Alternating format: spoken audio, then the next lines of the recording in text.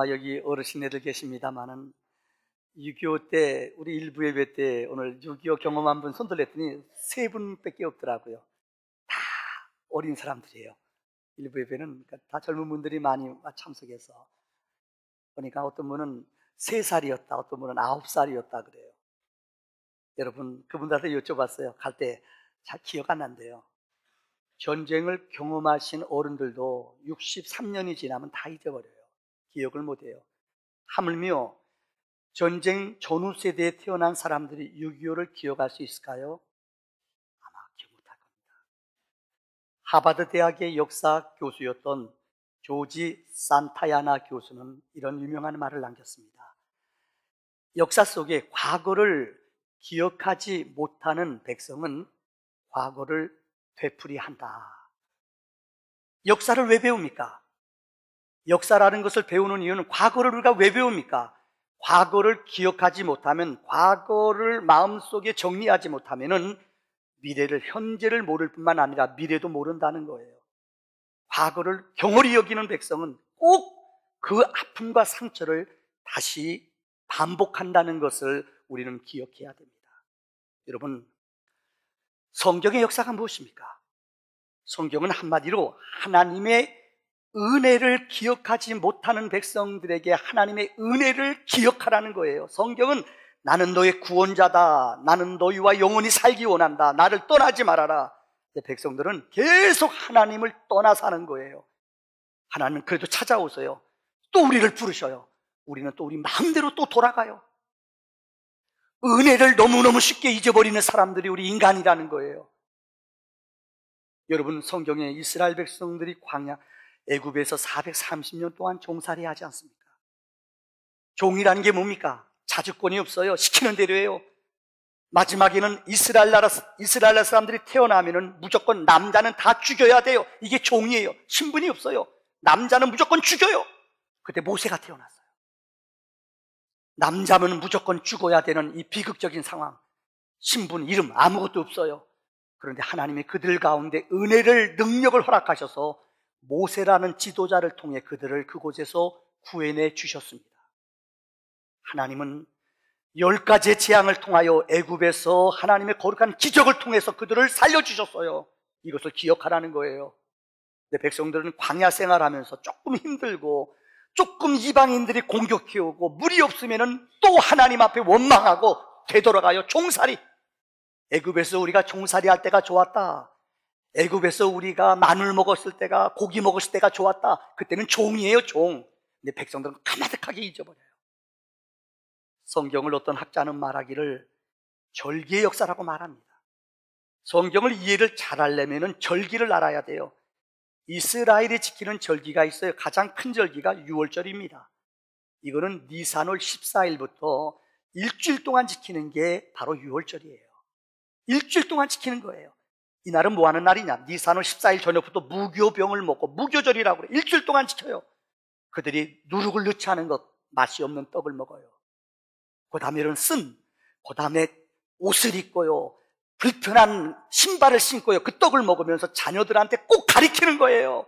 우리 조상들이 광야에서 고생했다, 우리 조상들이 어렵게 힘들게 자유를 얻었다는 걸 일주일 동안 백성들의 머릿속에 철저히 가리키는 게 뭐냐? 하나님이 너희를 살렸다는 것을 잊지 말라는 거예요. 두 번째가 초막절이 있어요. 초막절이 뭔지 아세요? 속죄일 끝나는 7월 10일이 속죄일이에요. 속죄일 끝난 5일 후부터 일주일 동안 지키는 거예요. 우리말로 말하면 광야에 나가 일주일 동안 텐트 치고 지나는 거예요. 텐트 치는 거 캠핑이 아니에요. 힘들어요. 먹는 것도 잠자는 것도, 여러분 여행 가본 분 아시죠? 이건 여행이 아니에요. 온 가족들이 나가 광야에서 텐트 치고 지나는 거예요. 힘들어요. 왜요? 고난을, 아픔을, 눈물을 자손들한테 철저히 가리키는 게 무엇이냐? 초막절이라는 거예요. 에스더서 9장에 보면은 불임절이 나와요. 이스라엘 백성들이 이방 나라에 잡혀갔지 않습니까? 여러분, 페르시아라는 나라에 잡혀갔어요. 근데 아수에로 왕이 이스라엘 백성들을 여러분 사랑했지만은 하만이라는 그 아래에 있는 장군이 이스라엘 백성을 모함을 해요. 영적으로 악한 영에 사로잡힌 사람들은 당을 일으키고 불평하는 일을 해요. 하만이 그랬어요. 그래서 이스라엘 백성들 모함하는 거예요. 힘을 빼는 거예요. 얼마나 힘을 빼는지 몰라요. 이스라엘 백성이 모반 일으키는, 우리나라에 온 백성 가운데 이스라엘이 데모 일으킨다는 거예요. 쿠데타 일으킨다는 거예요. 그래서 임금님한테 도장을 받아 어인을 찍어요. 그래서 죽는 날, 불임절 제비를 뽑아 이스라엘 백성 죽이는 날을 정해놨어요. 이때 성경에 기억하죠. 에스더가 왕이 부르지 않으면 왕후지만은 나갈 수 없어요. 근데 여인이 백성들을 금식하게 하고 자기도 금식하고 왕 앞에 나갔어요. 왕의 마음이 움직여졌어요. 그래서 그곳에서 죽을 뻔한 이스라엘 백성이 살아나는, 불임절에서 살아나는 은혜를 맛봐요. 그래서 이스라엘 백성은 이 불임절 때 아가서를 읽으며 성경을 읽으며 자녀들한테 하나님의 구원을 선포해 주는 게 뭐냐? 은혜를 기억하는 거예요. 성경에 나오는 절기는 한마디로 하나님이 너희를 살렸다, 하나님이 너희 생명을 주관하는 것을 잃어버리지 말라고 가르치는 게 성경의 역사예요. 두 번째, 성경은 우리에게 역사를 기억하라고 말씀하세요. 한번 따라할까요? 역사를 기억하라.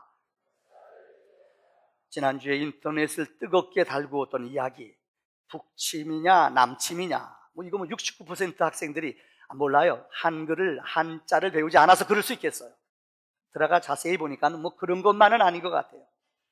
젊은이들의 의식 속에 북침인지 남침인지 이해를 잘 못해요. 작년인 것 같습니다.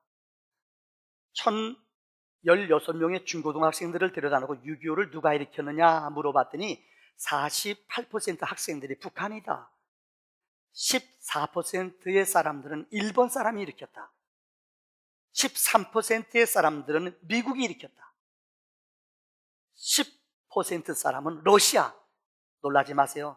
남한이 일으켰다는 사람은 4%예요. 학생들이요. 이만큼 역사의식이 없다는 것입니다. 제가 군대에 있으면서, 여러분 3년 전이에요. 논산훈련소에서 발칵 뒤집혔어요. 훈련 받는데 어느 병사가 화장실에다가 글을 써놨어요. 김정일 수령님, 우리를 해방시켜 주세요. 이걸 잡아낼 수 있어요. 어떻게 잡아내요? 웃지요? 누군가 썼을 거 아니에요. 이건 약과예요. 가끔가다 이 첩보로 이 보고되는 거 받으면은 여러분 놀라요, 놀라. 젊은이들의 의식 속에 우리에게 핵무기로 이 나라를 해방시켜달라. 더 얘기하면 충격받을까 얘기 안 해요. 저는 정신없는 애가 썼다고 생각합니다만은 군대 안에도 들어와서 병사들, 아이들이, 훈련받는 아이들 그렇게 쓰는 거예요. 미제 타도하자, 물러가라, 이렇게 써붙여요. 뭔가 역사 교육이 잘못됐다는 것을 우리는 알아야 됩니다. 세계 역사 속에 로마라는 나라는 가장 강대한 나라요. 팍스 로마는 세계를 지배하는 역사였습니다. 여러분, 로마 역사 속에 로마가 그렇게 위대한 일이 있습니다. 전쟁에 나가 이방인을 물리치고 포로로, 노획물들 포로를 잡아가지고 이 승전의 기쁨을 가지고 장군이 이 성에 들어옵니다. 그럼 백성들은 이렇게 외쳤다고 합니다. 메멘토 모리. 이 말은 라틴 말이에요. 메멘토, 잊지 말아라. 모리, 죽음을 잊지 말아라. 이 말에는 두 가지 뜻이 있어요. 백성들이 전쟁에 승리하고 돌아오는 온 로마인들을 향하여 이렇게 외쳤어요. 메멘토 모리, 잊지 말아라. 죽음을 잊지 마라. 이 자유를, 승리를 위해서 우리의 젊은이들이 죽었다는 것을 잊지 말라는 거예요. 또 하나는 우리 인생은 언젠가 끝나는 연약한 존재라는 것을 잊지 말라는 거예요. 왜요? 이 역사를 잃어버리면 우리는 너무 미약하고 연약한 존재이기 때문입니다. 여러분, 통계를 하나 보여드릴게요. 남북한 전력, 그 당시 6.25 때 전쟁의 통계를 한번 보겠습니다. 보면요, 여러분 아마 제대로 나오는지 모르겠습니다만 다른 건 떠나서 전쟁할 때 공자와 방자 최소한 1대 3이 돼야지 공격할 수 있대요. 우리가 어떻게 북한을 먼저 공격할 수 있겠어요? 여기 보세요. 우리가 6.25 때 전쟁에 참여하신 분들 알 거예요. 제일 힘들고 어려웠던 게 뭐냐? 바로 전차예요. 탱크예요. 우리는 한 대도 없었어요. 근데 북한은 242대가 있었어요. 견뎌낼 수가 없어요. 밀고 들어오는데 도대체 감당할 수가 없었어요. 병력, 해군 하나, 그들은 4,000명, 우리는 8,000명, 요거 하나 많아요. 그 외에는 보세요. 비행기가 우리보다 10배가, 211대가 있었어요. 감당할래야 병력은 2배나 많았어요. 우리는 어느 것 하나 준비되지 않았다는 거예요. 두 번째는 6.25 때 희생당한 사람들의 통계를 보십시오. 여기 보면은 우리 병사들은 200만 명이 죽었고 민간인들은 500만 명이 죽었어요. 전쟁이라는 것은 어떤 승리의 전쟁이건 간에 이런 비극과 이런 엄청난 대가를 지불한다는 거예요. 유엔군도 참여해서 몇만 명의 사람이 죽었어요. 여러분, 한마디로 동족 상잔의 비극은 이 나라를 초토화 만들었고 우리의 모든 역사 문화를 다 무너뜨리는 비극. 어떤 일이 있어도 동족끼리는 아군끼리 싸우면 안 돼요. 요즘은 너무나 세상이 약해서 아군끼리 싸워요. 저는 사실이 아니기를 바라요. 아군끼리 힘을 빼요. 힘 빼게 하고. 또 6.25 때 여러분 아십니까? 통계는 정확하지 않은데 월남전 때도 이 10%의 사람이 아군의 총에 의해 죽었대요. 한국전쟁 때도 16% 사람들이 아군이 쏴서 죽였대요. 2차 대전 때도 정확한 통계는 아닙니다만 15% 사람들이 아군의 총에 맞아 죽었대요. 얼마나 무서운 얘기예요. 전쟁하다 보면은 지치고 피곤하면은 자기 상관도 쏴 죽여요. 인간들이 그렇게 악하고 폐역한 게 우리 인간들이라는 거예요. 다시 말합니다. 여러분, 누가 뭐래도 전쟁은 같은 민족끼리 이렇게 많이 죽이고 비극을 맛봤다는 것은 다시는 이 땅에 이런 전쟁이 있으면 안 된다는 것입니다. 두 번째는 여러분, 공산주의는 유물론적인 가치와 우리 기독교는 영적인 가치를 가지고 있습니다. 왜 공산화가 되면 제일 먼저 기독교인들을 잡아 죽입니까? 왜 공산화가 되면 역사 속에 왜 성경을 다 불태워버립니까? 이유가 있어요, 여러분들. 특별히 우리나라에서 누구보다도 반공주의자들이 많고 우리 기독교인들이 나라를 사랑하는 이유는 이 영적인 뿌리가 있다는 거예요. 그들은 우리가 말한 마르크스가 얘기하는, 엥겔스가 얘기하는 공산주의는 유물론자예요. 계급투쟁을 얘기해요. 제가 이 시간 그 얘기를 다 할 수는 없습니다. 변증법적 유물론은 5가지 사회계층, 원시 자본주의부터 시작돼서 자본주의까지 올라와서 맨 마지막에는 사회자본, 공산화가 된다는 거예요. 사회가 5개로 변혁이 일어난다는 거예요. 근데 그들은 하나만 봤어요. 많은 사람들이, 지배층들이, 사실 그래요. 자본주의도 완전한 법은 아니에요. 가진 사람, 기득권을 가진 사람이 더 많이 가질 수밖에 없는 구조가 자본주의예요. 힘없는 사람은 죄송합니다만 계속 힘이 없어요. 그거 바꾼다는 게 보통 어려워. 이거 인정해요. 그렇다고 여러분, 있는 사람들이, 노동자들이 단합이 돼서 있는 불호주화자들을 쏴 죽이고 데모해서 그들을 떨어뜨려 내려놓다는 게 공산주의 혁명이에요. 성경은 어디를 보아도 예수님은 이런 방법을 쓰지 않았습니다. 기독교는 여러분, 물질의 가치를 두지 않습니다.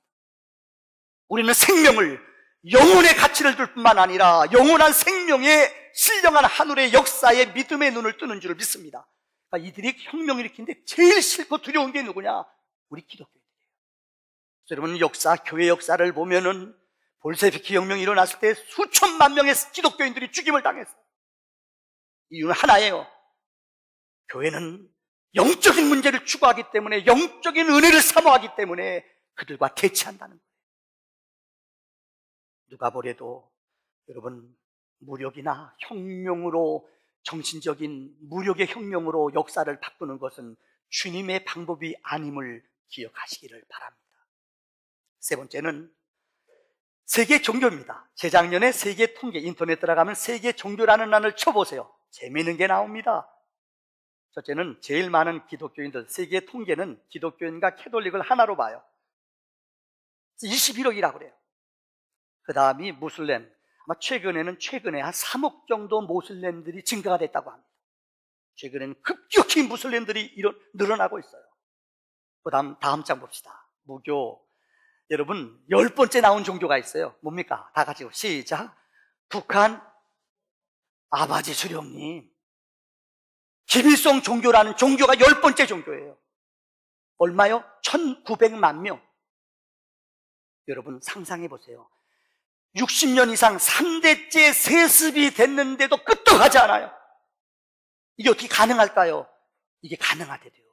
그들은 김일성 주체 사상이라는 게 종교예요, 종교.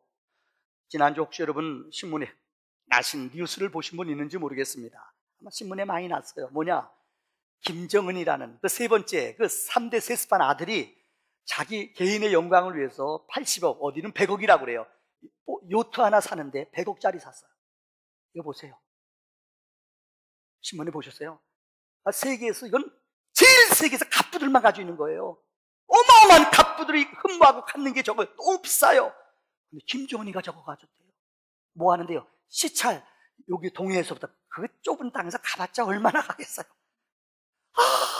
29살이래요. 진짜인지 가짜인지 나는 가짜이길 바래요. 김일성 흉내 내느라고 턱도 깎았대요. 조그만 사람이 배도 이렇게 나와가지고 그저 걷는 것도 똑같이 연습하고 걷는데요. 걷는다고 지가 무슨 김일성 돼요? 이게 맥힌데도요. 29살짜리 젊은 아이가 그 생각 속에, 여러분 백성들이야 어떻게 됐건 간에 자기의 호레오심, 자기만 잘 먹고 자기만 잘 살아. 이게 말이 돼요? 이게 종교가 아니고서는 이해가 안 된다는 거예요. 어린아이들이, 여러분 이거 누가 줬어요? 리봉, 피아노 누가 줬어요? 아버지 수령놈이 줬습니다. 막 울잖아요. 여러분 이해가 돼요? 아마 광신도들이 빠졌을 때 막 그렇잖아요. 이만희 신천지 주교니 막 울잖아요. 신천지 있으면 용서하세요. 용서. 찔려요, 좀 찔려요. 그걸 믿는 사람들이 이게 이해가 돼요? 요즘 기독교에서요 정면으로 대응하잖아요. 어떻게 그걸 믿어요? 상식도 안 되는, 이해도 안 되는 것을 믿고 빠지면, 지식인과 이 영적인 것은요 지식인과 머리 똑똑하고 상관없어요. 마귀가 내 마음에 그런 욕심을, 교만한 마음을 줘요. 마귀가 내 안에 들어가요. 그럼 지가 주인 노릇해요. 마귀가 뭐예요? 하나님 부리는 마귀가 뭐예요? 내가 그 자리에 가요. 내가 주인인 거예요. 내가 다 할 것 같은 생각. 이게 공산주의라는 거예요. 교만하지 마세요. 내가 그 자리 가면 안 돼요. 백성들이야 몇백 명, 몇만 명 죽어도 끄떡하지 않아요. 이게 공산주의라는 거예요. 저는 오늘 본문의 말씀으로 들어와 네 가지로 짧게 요약을 하려고 합니다. 오늘 본문의 내용은 뭡니까? 이스라엘의 왕국의 역사가 시작됩니다. 사무엘은 이스라엘의 첫째, 둘째 왕을 기름 부은 왕입니다. 아직 왕국이 시작되기 전입니다. 그런데 이스라엘을 괴롭히는 블레셋 사람들이 있습니다. 블레셋은 철기 문화예요. 이스라엘은 청동기 문화예요. 너무나 거대하고 훈련 잘된 군인들이 그들에게 쳐들어왔어요. 이스라엘은 감당할 수 없어요. 블레셋이 쳐들어오지요. 이스라엘은 오합지졸의 군대예요. 훈련받은 군사들이 아니에요. 이때 어떻게 싸워요? 근데 오늘 본문에 보면은 이스라엘이 이 전쟁을 이긴 비결이 나와 있어요. 첫째는 미스바에 모였어요. 그래서 하나님 앞에 회개 기도를 했다고 성경은 말해요. 사무엘상 7장 3절을 보세요. 만일 너희가 전심으로 여호와께 돌아오려거든 이방 신들과 아스타롯을 너희 중에서 제거하고 너희 마음을 여호와께로 향하여 그만을 섬겨라. 그리하면 너희를 블레셋 사람의 손에서 건져내시리로다. 그들이 모였어요. 하나님 앞에 모여서 그들이 처음 하나님께 부르짖은 게 뭔 줄 알아요? 사무엘은 그 백성들에게 외쳤습니다. 이방 신들과 아스타롯 하나님 앞에 죄악들을 다 제하여 버려라. 그리고 내 앞에 나와 회개하라. 그들은 처음 모여서 하나님 앞에 회개했다는 거예요. 6.25 때 이 민족이 정말 어려움이 있었습니다. 풍전등화와 같이 이제 부산만 점령되면 이 나라는 갈 곳이 없어요. 이제는 보토피플이에요. 그때 기억하세요. 한국 교회 지도자들이 부산으로 피난 간 많은 사람들이 부산의 교회가 경상도가 열악하잖아요. 그 당시만 해도요.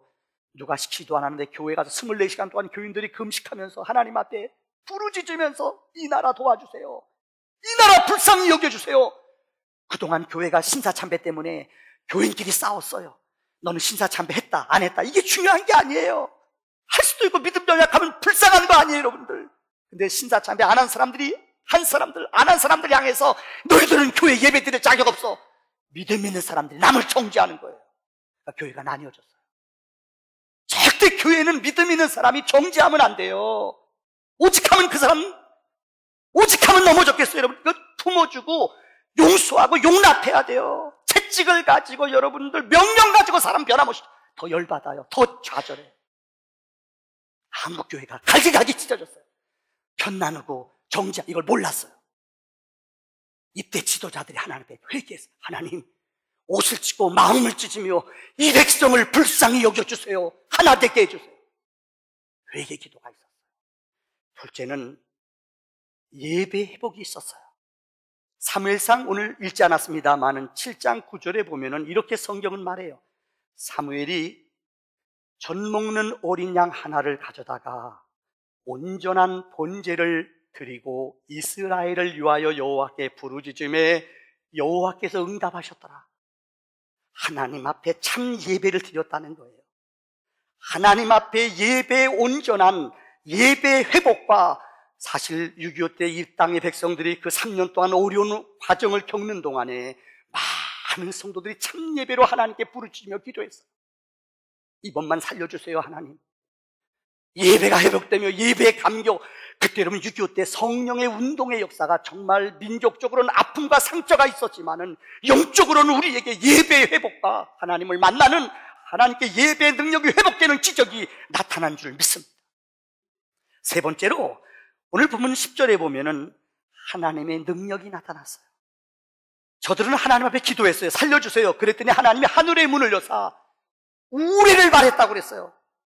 우레가 뭐예요? 이건 초자연적인 역사예요. 어떤 무기를 보낸 게 아니라 블레셋 사람 진영에 하나님이 우레를 발해서 저들끼리 두려워하고 지들끼리 찌르고 맞고 지네끼리 패했다는 거예요. 이게 하나님의 능력이에요. 사실 저는 설교를 준비하면서 우리 민족이 6.25 때 우리가 승리한 비결을 가만히 보세요.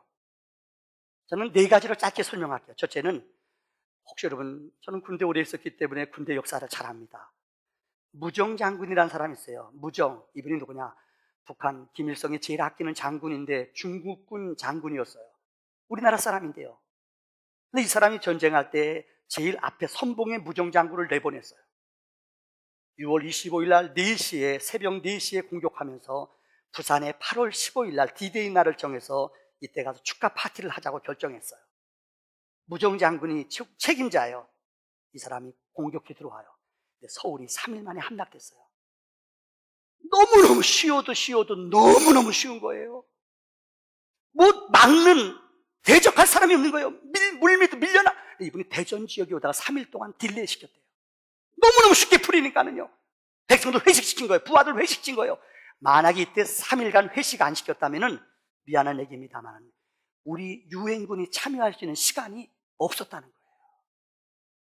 8월 10일까지 2달도 안 돼요. 요 기간 동안 밀고 내려오면은 여러분 꼼짝없이 밀려나가요. 무정 장군의 마음이 이상 너무 쉽게 뚫리니까 자기가 마음대로 3일 동안 딜리를 시켰어요. 이게 결정적인 역사 속에 변환의 역사가 있어요. 나중에 총살당했대요. 두 번째는 희생입니다. 여러분, 낙동강 전선이 무너지면 이제는 우리는 남한 땅은 갈 곳이 없어요. 낙동강 기억하십니까? 저는 1사단에서 군목 생활을 했어요. 1사단이 우리나라 군 가운데 제일 먼저 만들어진 군이에요. 1사단 병력들이 그때 한 몇천 명의 사람들이 낙동강에서 젊은이들이 피를 토하며 낙동강의 물이 피가 될 정도로 젊은이들이 그 땅을 지켰어요. 더 놀라운 것은 학도위원군, 중고등학교 다니는 학생들이 총도 안 가진 훈련받지 못한 아이들이 이 나라 지키겠다고 그 낙동강 전선에서 죽임을 당했어요. 피비린내가 됐대요. 이거는 정말 젊은이들이 자기도 살고 싶지요. 근데 나라가 없어요. 이제는 도망갈 데도 없어요. 목숨 걸고 우리 젊은이들이 이 땅을 지켰다는 거예요. 이거는 역사 속에 참 찾아보기 힘든 희생의 역사. 세 번째는 유엔군이 참여했다는 거예요. 6.25 터지고 한 달 만에 여러분 유엔 안전보장에서 이건 여러 가지 설이 있어요. 그러나 확실한 것은 어떤 사람들 기독교를 욕하는 사람들은 야 니네가 기도해서 뭐 유엔군이 다 왔는 줄 아느냐? 아니에요. 누가 뭐래도 여러분 유엔이 만들어지고 최초로 군을 파송한 게 우리나라 6.25 전쟁이에요. 안전보장 이상에 5개 나라가 있어요. 한 나라라도 반대하면 못 들어와요. 여러분 알죠? 소련이 안 들어왔대요. 여러 가지 설이 있어요. 소련 대사가 오다가 캐드락이 망가져서 안 왔다. 이건 아마 정설은 아닌 것 같아요. 위에서 정부에서 명령을 보냈어. 왜요? 이거 가면 부담하고 자기네가 전쟁 일으키는데 부담되잖아요. 가지 말라. 오다가 내려와서 그 시간에 안 왔다는 거예요. 이 나라가 기권했기 때문에 유엔에서 안전보장에서 만장일치 통과가 됐어요. 그래서 16개국 사람들이 이 땅에 왔다는 거예요. 여러분, 저는 병과장 하면서 미국에 여러 번 갈 기회가 있었어요. 미국의 채플린 스쿨에 갔더니 미국의 노스캐롤라이나의 채플린 미 군중학교가 있어요. 너무너무 놀랐어요. 거기에 갔더니 군목들이, 죽은 사람들이 쫙 명패가 붙어 있는데 6.25 때 우리나라에서 죽은 군목 숫자가 12명이에요. 얼마나 충격받았는 줄 알아요? 하버드 대학을 가봤대요. 하버드 대학에 갔더니 하버드 대학을 빛낸 메모리얼 센터가 있는데 그 한 구석에 대통령, 하버드 대학 출신 대통령들의 이름이 있어요. 노벨상 받은 사람 많아요. 근데 한쪽 구석에 놀라지 마십시오. 1950년부터 53년까지 이 땅에 와서 죽은 하버드 대학생들 이름이 18명의 이름이 있어요. 거기 이렇게 써 있습니다. 생명부지의 나라. 그들의 자유를 위해서 우리의 젊은이들은 저들의 생명을 드렸다. 가슴이 뛰었어요. 프린스턴 대학이 세계적인 명문 대학에 23명의 아이들이 이 땅에 와서 죽었어요. 더 놀라지 마십시오. 미국의 장성들의 자녀들이 142명이 6.25 때 참전했어요. 그 중에 5명의 아이들, 벤프리 장군, 클라프 장군의 아들들은 이 땅에 와서 죽었어요. 32명은 중상, 경상을 입었어요. 여러분, 우리는 그 희생을 잊어버리면 안 됩니다. 이게 우연일까요? 그렇게 많은 희생과 700만 명이 이 땅에 죽었음에도 북침인지 남침인지 방향감을 잃어버려요. 이런 희생이 없었다면 우리가 자유가 무엇인지, 민주주의가 무엇인지 알아요? 아마 넘어가도 벌써 넘어갔을 거예요. 하나님이 이 민족의 이런 희생을 통하여 하나님의 역사를 예비하신 줄을 믿습니다. 하나는 메가더 장군의 탁월한 전술이라고 말합니다. 어떤 사람은 그래요. 메가더 장군 여러분 알 겁니다. 정말 이분은 원수라고 불러요. 퇴역했다가 이 전쟁이 벌어졌을 때 원수의 입장으로 이 땅에 극동군 사령관으로 있다가 필리핀 사령관으로 있다가 6.25 전쟁 때 유엔군 사령관으로, 극동 사령관으로 왔다가 유엔군 사령관으로 한국 전쟁을 진두지휘했던 사람이 누구냐? 메가더란 장군이에요. 결정적인 전쟁의 승리를 이끈 게 뭐냐? 우리가 사는 인천의 상륙작전을 했어요. 노르만디 상륙작전은 2차 대전의 결정적인 승전의 기회였습니다. 우리 6.25 전쟁의 결정적인 승리의 기호는 바로 인천 상륙작전이에요. 그런데 역사가들은, 전쟁을 연구한 사람들은 노르만디 작전보다도 인천 상륙작전은 10배나 더 힘들대요. 왜요? 민물 썰물 차이가 심하대요. 들어오기가 어렵대요. 그 시간 놓치면 지는 거예요. 근데 이분은 그 자서전에 보면 기도하는 가운데 하나님이 인천을 확신을 주더래요. 참모들이 거의 다 반대했대요.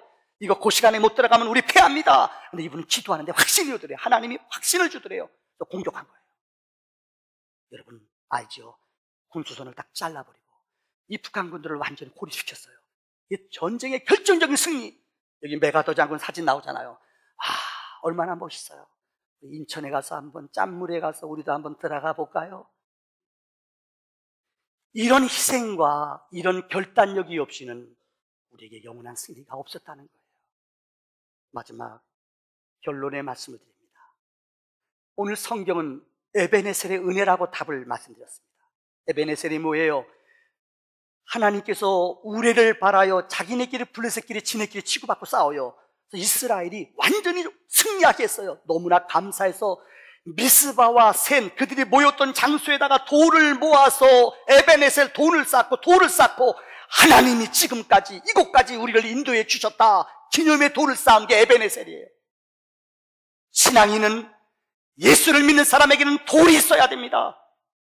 만약에 인생을 살면서 우리에게 이런 기념의 돌이 없다면 우리의 믿음은 무기력해집니다. 베델이, 여러분 창세기 보면 베델 나오잖아요. 베델이 뭐예요? 야곱이 삼촌 집으로 도망가잖아요. 도망가다가 언제 돌아올지 모르잖아요.